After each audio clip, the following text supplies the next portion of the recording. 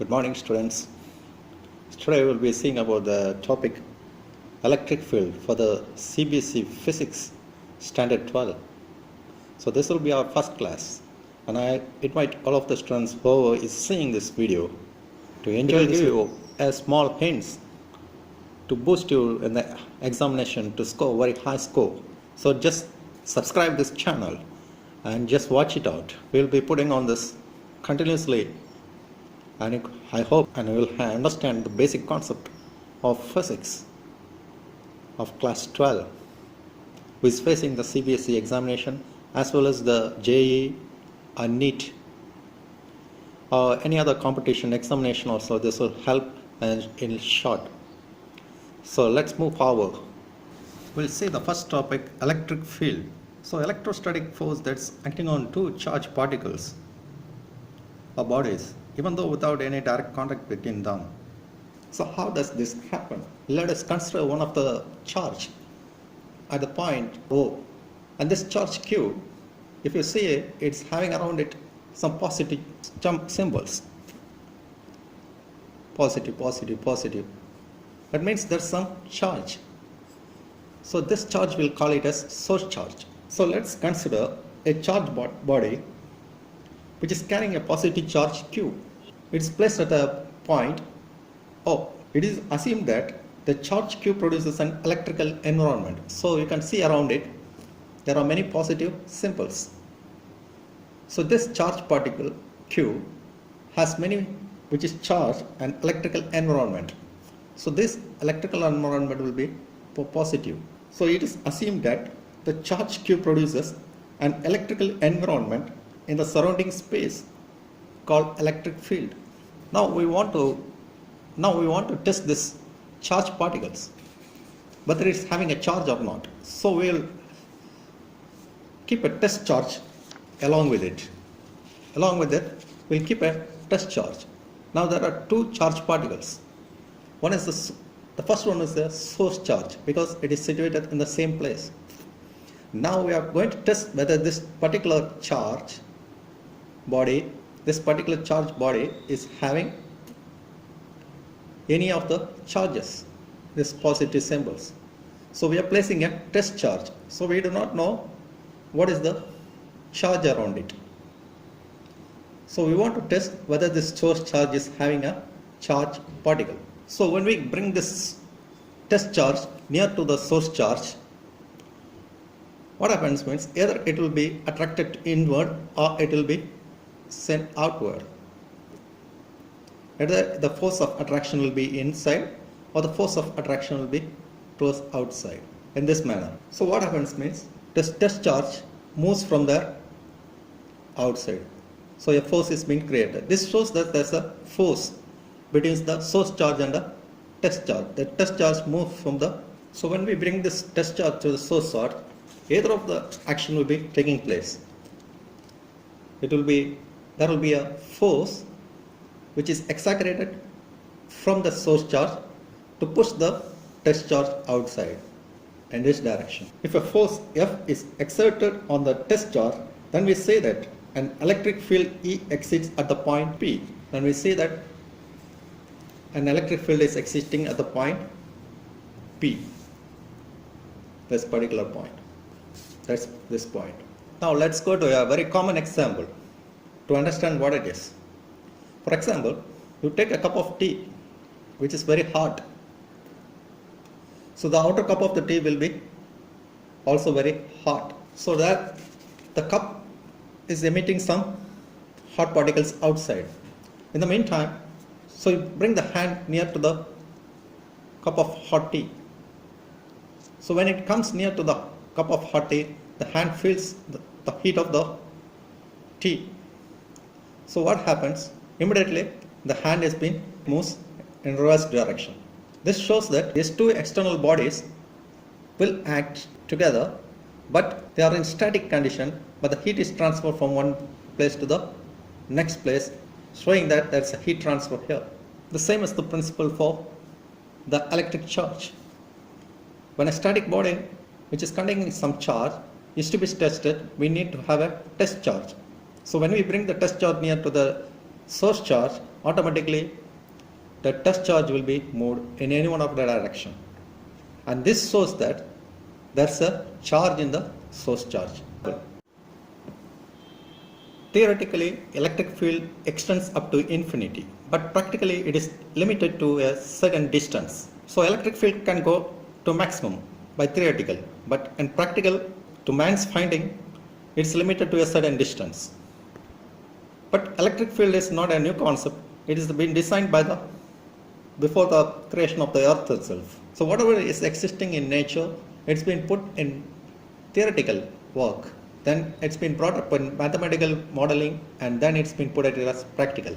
To the man's design, the practically the electric field is limited to a certain distance. So when you turn to the Bible, you can see the line in Psalms 19:4.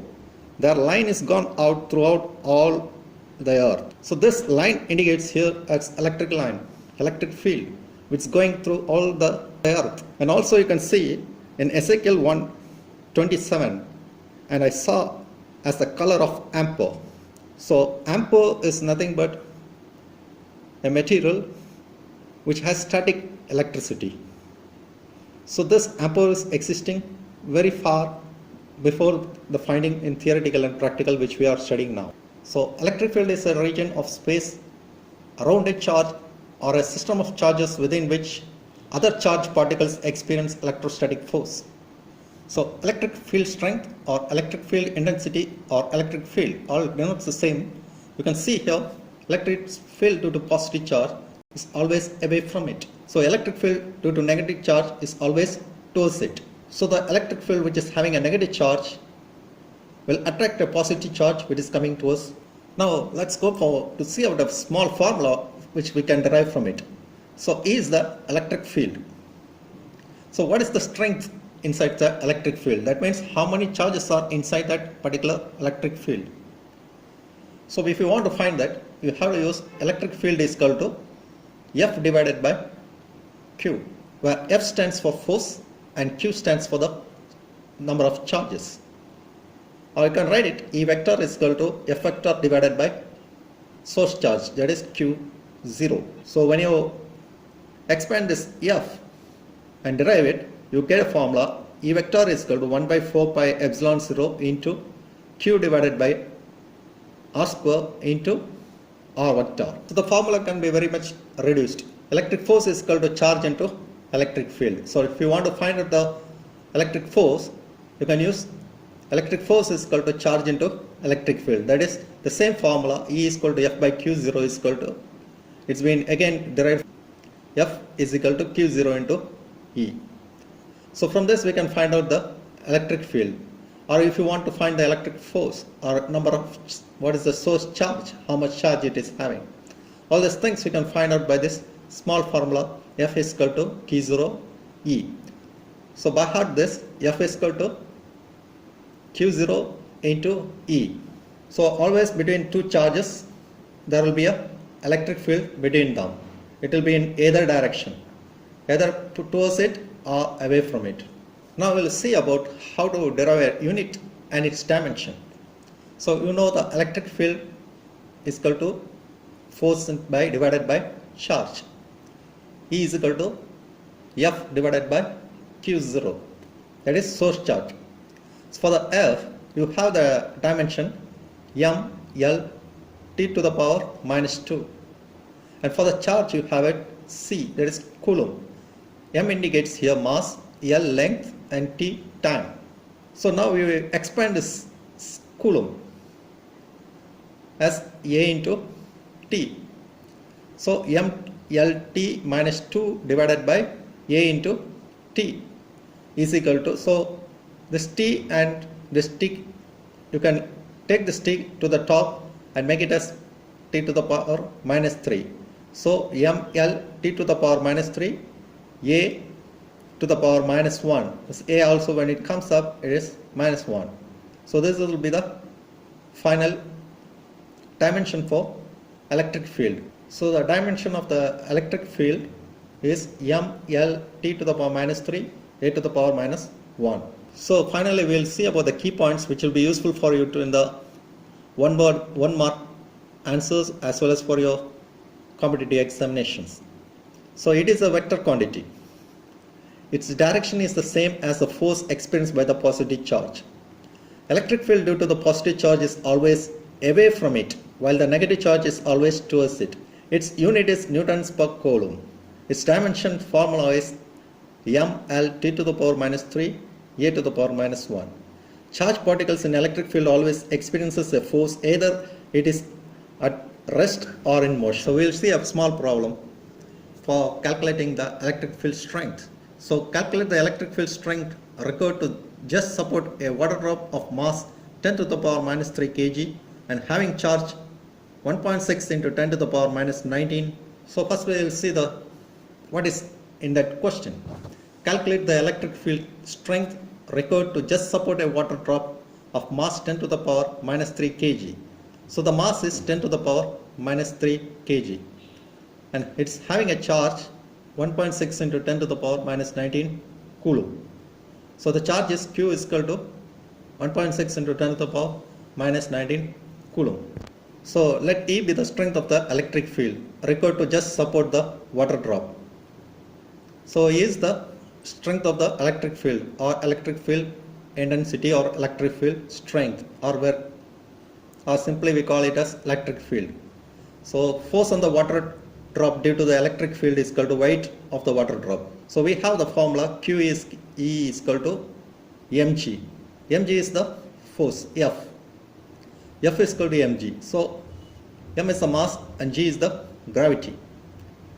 So E is equal to F divided by Q is equal to mg by Q. M is given as 10 to the power minus 3 into 9.8 divided by 1.6 into 10 to the power minus 19. That's the charge of one electron is equal to 6.125 into 10 to the power 16 Newton per coulomb.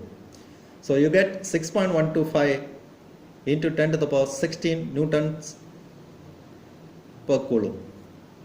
So per coulomb you will be having the electric field strength of 6.125 on the mass of 10 to the power minus 3. So dear students, watch out for the next video which will be released soon. Thank you for watching this video and we'll meet you again soon. Thank you.